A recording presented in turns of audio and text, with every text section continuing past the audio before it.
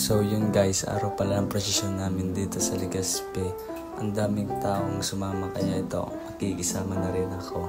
Kasi wala akong magawa sa bahay. Nakaiga lang, ganun. So yun nga guys, andito na nga pala kami sa loob ng simbahan kasi kukunin namin yung isang senta para isama namin sa paglilibot namin doon sa ibaba. At ito na nga guys, nasa labas na po pala kami ngayon kasi tapos na yung pag-pray namin doon sa simbahan at kukunin pa namin yung ibang mga santa. Habang naglalakad pala kami ngayon guys, ang init pero ayos lang kasi kasama ko naman yung isa kong tropa na nagawak ng isang santa. So yun guys, ang ganda pala dito mamasyal sa Puro Legazpi kasi presko yung hangin at saka marami kang makikita mga puno sa paligid. Oo na pala ako dyan guys, buti na lang may dala akong tubig.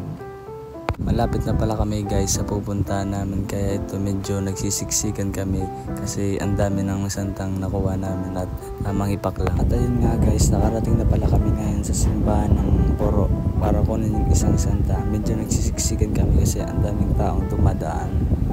Kaya ito, nahihirapan kami pumasok. Sa wakas guys, napuntahan din namin yung simbahan dito sa Puro at dito na rin sila magpipray bago nila kunin yung isang santa. Kaya ito, dito muna kami magpapahinga.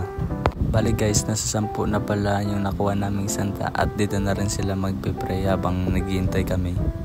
So yun guys, nagtipon-tipon na nga pala sila para makapagsimula na rin sila magpray. Hanggang dito na lang guys, peace out.